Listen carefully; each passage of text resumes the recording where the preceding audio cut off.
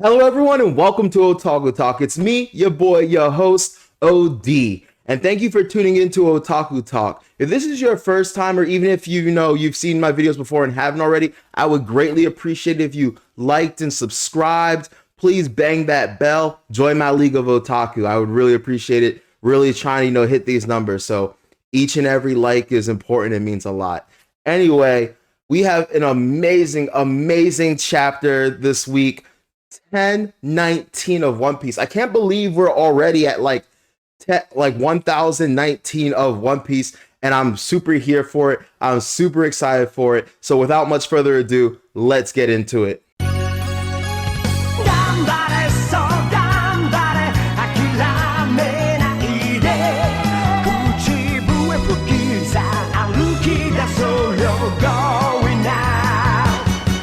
All right, guys. Chapter 1019, Triceracopter. This was a jam-packed chapter. Jam-packed. Like, I got so much out of this chapter. I was super excited. So, first of all, before we even get into the chapter, let me talk about the Where's Waldo One Piece collab. First of all, the version I read, I'm on that bootleg stuff right now, said, "Where's Wally?" I'm not sure if that's intentional or if that's just a translation error, but this was a really fun part. I looked around, I was trying to find all the Straw Hats. I didn't know if there was actually Wally, but then I fell for like the red herring here.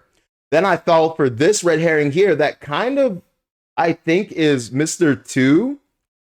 And then or is it Mr. 2? And then I found the actual legit Wally. So spoiler alert, here he is right here. So I was super proud of myself. So I don't want to spend too much time talking about this, even though it was awesome. And I hope that there's more stuff like this down the road.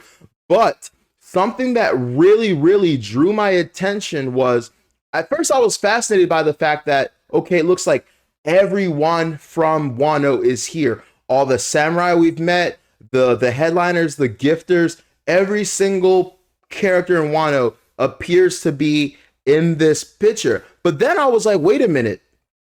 There's certain people not even from this arc here. I saw San Juan Wolf. I saw Cammy and the Starfish. I saw them by the water. I saw Bartholomew, Boa Hancock. Who else? Perona. So I'm very curious as to why that's there. I know that for this collab, they probably talked to Oda. I don't get why they would just randomly choose to include these characters. Why these specific characters? Why? So anyway, I'm not saying this is anything, but I would not be surprised. I would not be surprised if maybe this is Oda's way of giving us a hint that these characters may show up in this arc. Earlier in my other reviews, I did mention how, because of what was happening with Mihawk and how long she had been there, she had decided to go and seek out and look for. Sorry, I'm talking about Perona, by the way. Should have led with that. But Perona decided to look for Moria. So maybe in looking for Moria, she found out about what happened when he went and confronted Blackbeard and maybe came to Wano looking for, the Straw Hats' help. Boa Hancock, the Shichibukai are being chased by the world government right now. So maybe, she has reasons to look for Luffy. Maybe she wants to join up with Luffy. Bartolomeo is a fan. San Juan Wolf, I'm pretty sure he's with Blackbeard. So maybe that might be a clue. I said earlier in my reviews also that there is a small chance that Blackbeard might show up. So I'm very curious about the inclusion of these characters. Could mean nothing at all, or could mean everything. So I'm going to leave you guys there. Let me know in the comments what you think about that. Anyway, let's get into this phenomenal chapter. Anyway, first we start off with Sanji versus Queen. We've been having back and forth with that for the last several chapters. And, Queen fires off a series of lasers at him. And we get from Sanji that, hey, you fire lasers. Not my shipwright, but he pretty much says Franky would find that to be super cool. So the fact that Oda decided to include that dialogue makes me think that maybe after beating Queen, maybe he'll either learn more about Mads or even better. I mean, it's good for us to learn about Mads just because lore, but for the crew themselves, I think it would be even better if somehow Sanji gains access to either Queen's tech, his knowledge, something along those lines. Oh wow, there's a fly flying around. That's not good. Let's just try to ignore that. Anyway, so yeah, I'm really hoping that happens. Then we quickly switch to Zoro, still in his crucified mummy ensemble, and they're trying to inject him with the miracle drug that we found out about last chapter, right? And so apparently the problem is that there's too many bandages to shoot him up right now. So I don't know whether or not they're just gonna kind of like try to fit the needle through the bandages, and we're gonna get like a really really cool panel where like Zoro just like bursts out of his like cross mummy cocoon, or if they're gonna actually take the time to get him out of the bandages. We'll see, but that was really funny. Then we get back to the main character, my homie, my boy Luffy, and he is. Yes, he is. Like, if you look, his eyes are white. He's still unconscious. And in typical Luffy and Oda fashion, this man screams out meat. And I cannot tell you how much life that gave me. I cannot tell you how much I laughed, how much I geeked, how much that cracked me the fuck up. Because I was like, yeah, that's Luffy. And the healing properties of food in this series, you can't sleep on it. You just can't sleep on the healing properties of meat and milk. Meat and milk, man. It'll do the body good. So I can't wait to see that, because I don't know what it is, but meat seems to have a Popeye-esque effect on Luffy. So very excited to see that. And just once again, just the sheer fact that this man yelled it out while unconscious just cracks me up. Anyway, so those were the first few pages of the chapter, but then we get into the main match of the chapter, Franky versus Sasaki, a fight that I've been rather excited for. It's not on my, my high up on my lineup list of fights I'm excited for, but it's still up there. I'm still excited to see this fight, and it really, really delivered. So anyway, they're fighting, and all the brainwashed gifters and allies and what have you are helping out Franky. Franky is confused, but he's like, you know what? If you ain't against me, but with me, that's cool with me. I don't know what happened. I don't need to know what happened. All I need to know is y'all ain't messing with me while I'm fighting anymore. So that is a breath of fresh air for me. We also hear Sasaki say, yo, I've dealt you countless fatal blows. Obviously, they ain't so fatal if my man is still alive. But I'm just going to have to assume here Sasaki means like to like normal people, or normally.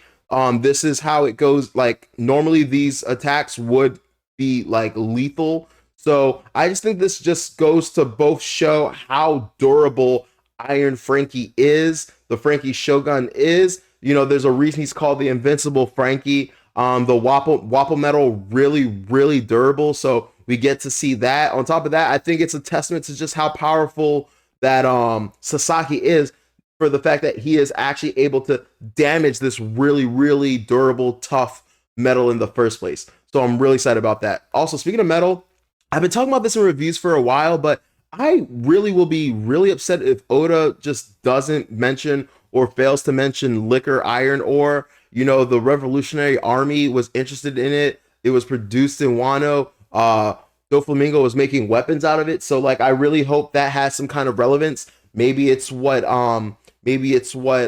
Queen uses for his cyborgatry. So yes, cyborgatry. I said it.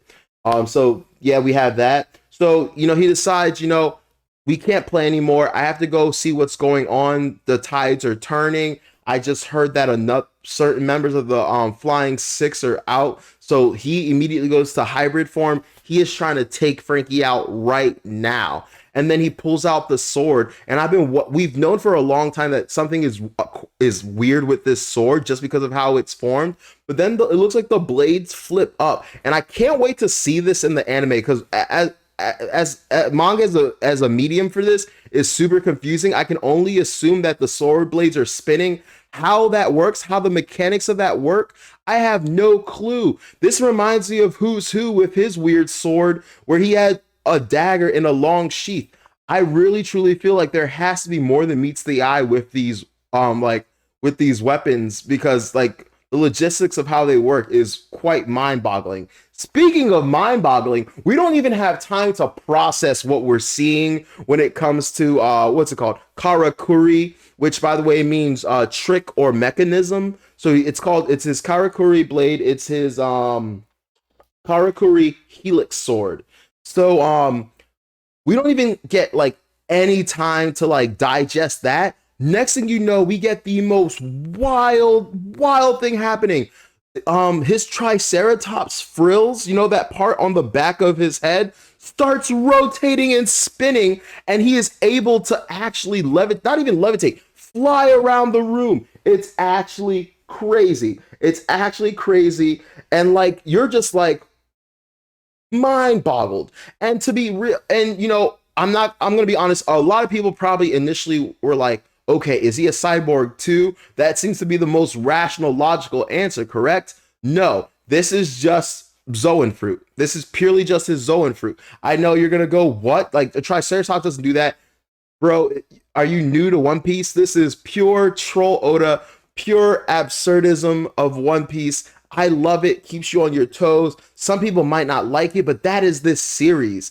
It has moments like this, and this isn't the first time something like this has been shown. If you remember, one of the earliest fights when we were against, you know, major Zoans was when Zoro was versus Kaku, and Kaku was doing crazy things with his giraffe fruit to the point that like Zoro was asking questions like, what kind of giraffe like does that, or like giraffes don't do stuff like that, like legitimately like confused and concerned and befuddled because like he turned into a giraffe, but he was gaining abilities like not you know indicative of a giraffe. Like remember how he was able to like suck his head in, contort his neck to fit with his body. He made himself into a block once. One time he sucked in his head too much and tried to extend it, but accidentally extended his ligaments, his arms and his appendages, his arms and his legs.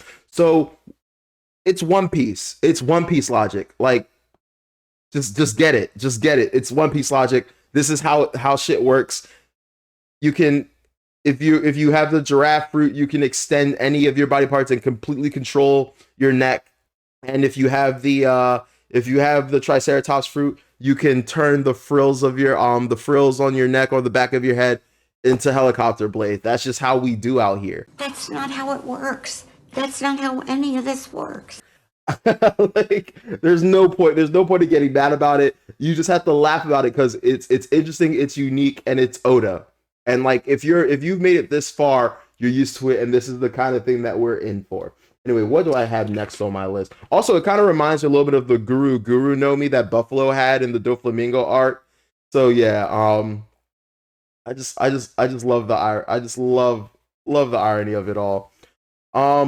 Anyway, he uses his apparently one of his high tier moves, Triceracopter, and it literally severs and eviscerates anything in its path. You just see the arms and appendages of his allies flying off. You see blades being cut by this. And speaking of which, I just think it's interesting that every single fight we've seen so far, the Toby Rappo or just anyone on the Beast Pirates have been doing so much more harm than good when it comes to this fight. Not only have they been doing despicable things that have made people choose to switch sides, but they've also been dwindling their own numbers. We literally just saw last chapter Who's Who using his bite bullets and destroying everyone underneath him. And now we have the Triceratops over here cutting up his allies. Even though, you know, a lot of them aren't allies anymore. I just think it's hilarious and ironic how this keeps happening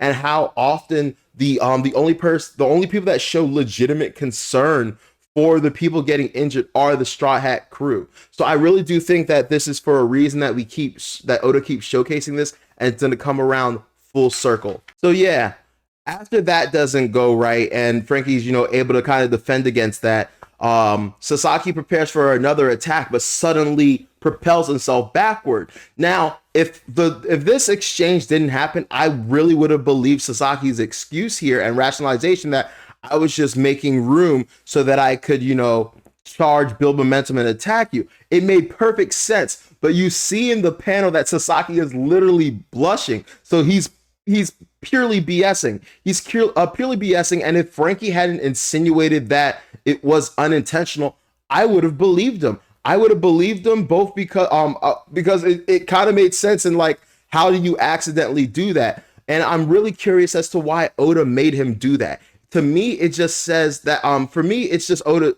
I think it's Oda's way of saying, hey, he doesn't have complete control over this ability, or this is something that might, come into play later and screw him over with propelling himself backwards and forward, maybe possibly not knowing. Also, maybe the spinning makes him dizzy. It doesn't seem like he spins, it's just the frill around his neck.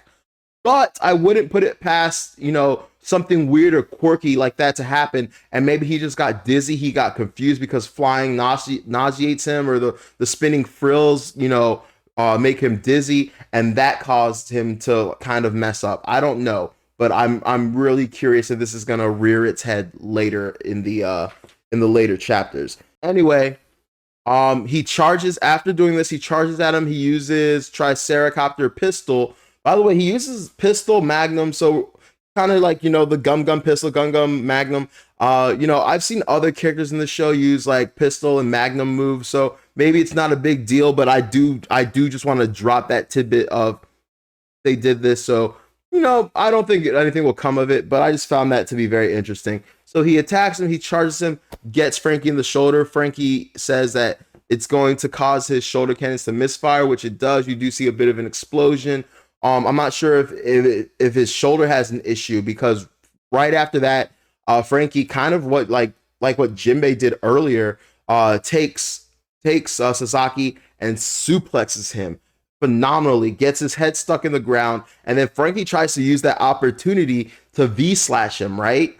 But he immediately flies upward. Now I was really confused how Oda drew it. It was head first, so I was wondering okay, so what happened? Did he push himself up and fly out? It would have been cool if it was tail first. That way he could have, it would have been a callback to when he accidentally repelled himself backwards before. Maybe he did it intentionally this time and forced his head up. And so I would think his head would be at the bottom, his tail would be up, and that's how he did it. But the way it was drawn, it was head first. So we don't really get to see how he got out the ground and how he reoriented himself and flew up. Once again, that's going to be something that I'm going to be very excited for the anime to clarify, but that was really, really interesting. So anyway, he once again attacks, Franky attacks Sasaki with the V-slash, misses. He says that if only he was better at sword skills, so you can take that insinuation however you want. But then from there, he destroys Franken's sword. So he really has Franky on the ropes here. So Franky pretends to run away, and he does something that I really like here, because something my Taco No Master taught me for sparring, and he would do this a lot to us, was he would pretend to run away or turn around. And so when you go after him, as you run after him, chase him, your momentum's going towards him, he suddenly stops in chambers for either a back kick or kind of like or a mule kick. You can do either one. And so you're chasing after this person that looks like they're running away, and you're confident because, they're running away from me. And then next thing you know, you run straight into a powerful kick. And that's kind of what ended up happening here. Franky ran away, but it wasn't because he was running. It seemed to he wanted to get some distance, to clear some space to allow him to use his Gao cannon, which worked beautifully. You see that jaunt takes Sasaki completely by surprise, completely knock him out. Yes, you see the eyes go back. He is knocked out, albeit temporarily. He immediately snaps back, much to Franky's surprise. Franky really thought I thought I had him there, which I honestly think we all would have thought he had him there. So after that, he does another devastating attack. It's going to be Triceracopter Magnum. Franky is laid out. He knows he cannot possibly survive this and is forced to out of the Iron Franky, right? After doing that, he uses his trademark move, Radical Beam. and takes out Sasaki. So I've been noticing last chapter and this chapter, it really does seem like these Topi Rappo members are being taken out, but I'm not quite sure if it's permanent. I'm starting to think it's permanent now because it happened to Sasaki, but we do have, the information that Zoan, ancient and mythical Zoan users, for whatever reason, have enhanced regenerative abilities. So maybe they won't stay down long. But I really at the time did not think Who's Who was down for the count because I really wanted to see him use Kakai Genki or whatever, Kakai Genkai or whatever it's called. The one where Rob Lucci made himself skinny and made himself faster. He compared himself to Rob Lucci, so I thought, okay, maybe he's going to use all the techniques Rob Lucci used and variations of them. So, but for Sasaki to be out right now in Who's Who, maybe Oda just wants to get these fights over and done with. Who knows? I'm not quite sure. But yeah, let me know what you think about that in the comments. Do you think these guys are actually done or they're gonna get back? I don't want them to be done, but at the same time, I do want the story to progress, and having them continue these fights might deter that, right? So yeah, we'll leave it at that. The last thing we have is Kaido versus Yamato. Like I said, this chapter was just chock full of phenomenal things, and I was losing my mind after thing after thing after thing. So we have Kaido, and he's like, "Yo, Yamato, you could have been like one of my greatest warriors. You could have led, blah blah blah." And she's like, "Nah, I'm not about it. I don't want to fight with you, and I couldn't call myself Odin if I abandoned Wano, right?"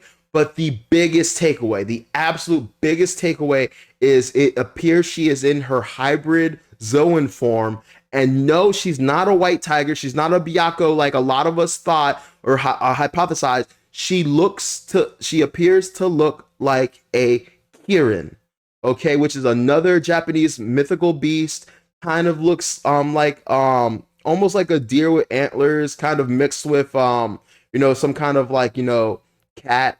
When I say cat, not like an actual cat, I'm talking about like a tiger. I don't want to say tiger, but like a feline. There we go, a feline. So like a feline mixed with a deer, and I'm super excited. Kirin are really cool, typically really powerful mythical creatures. I'm playing a game called Genshin right now, and this one awesome character Ganyu is part Kirin. So I was like, okay, I truly think now that's the Kirin fruit.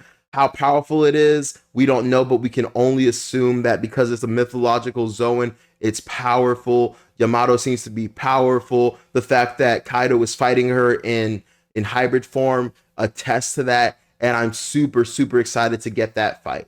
I honestly think the next fight might be Brook and Robin versus Black Maria. But obviously, if we just go back to Kaido and Yamato, I'd have no issues. But I don't think that'll be the case.